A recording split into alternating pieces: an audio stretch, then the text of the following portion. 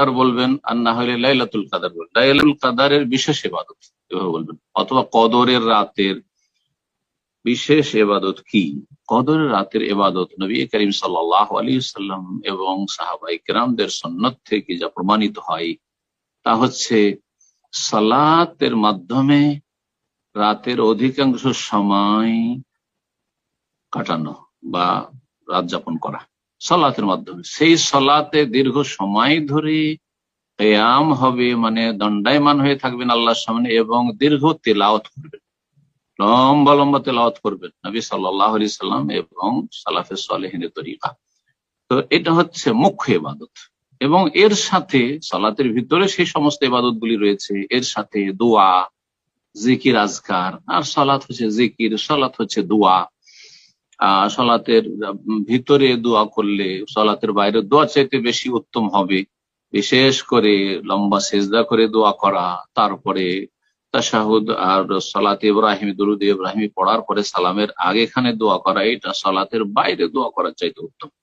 জিকির আজকার সালাতের ভিতরে জিকির আজকার রয়েছে, রুকুতে জিকির আজকার রয়েছে, সুজুদে জিকির আজকার রয়েছে, আর সবই আল্লাহ রাব্বুল আলামিন জিকির, শারীরিক জিকির অথবা বাচনিক জিকির, যেগুলি যে কিয়াম করছেন, দাঁড়ালে আল্লাহর সামনে, রুকু করছেন, সেজদা করছেন, বৈঠক করছেন, এটাও কিন্তু আল্লাহর জিকির, কিন্তু অঙ্গ প্রত্যঙ্গের জিকির।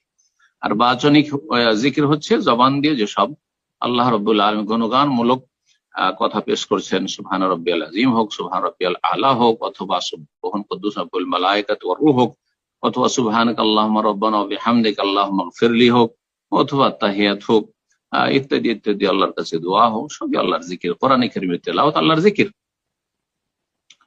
তো জিকিরের মাধ্যমে, দোয়ার মাধ্যমে, তওবা ইস্তিগফারের মাধ্যমে, আর বিশেষ করে প্রথমে যেটি বললাম সেটা হচ্ছে রাতের অধিকাংশ সময়টা সালাত আদায় করে কাটাবেন, দীর্ঘ সময় ধরে লম্বা লম্বা সালাত আদায় করবেন।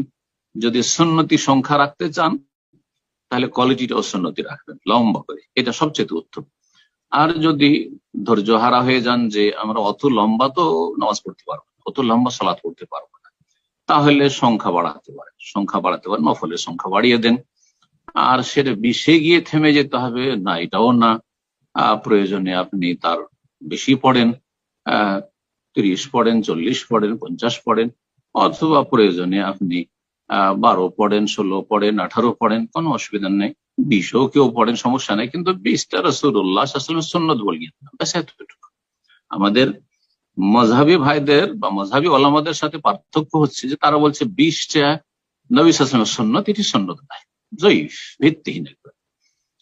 কিন্তু সংখ্যা বেশি করা জায়েজ, সুতরাং সংখ্যা বেশি করে সারা রাত জাগেন, এটি হচ্ছে সুন্নতি তরিকা।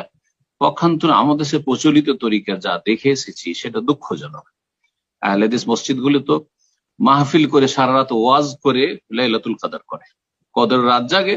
সিংহভাগ সময় কিছু বক্তারাকে নিয়ে এসছে বা গ্রামে কিছু আলেম আছে, তারা ওয়াজ করছে, লোকেরা কেউ শুনছে, কেউ চা পানি খাবার দাবার তৈরি করছে, কেউ খেদমত করছে, স্বেচ্ছাসেবক, আর কেউ খেদমত নিচ্ছে। এইভাবে লাইলাতুল কদর, এগুলো সুন্নতি তরিকা নয়, এগুলি নব আবিষ্কৃত তরিকা। যারাই করুক না কেন এগুলো বর্জন করা উচিত।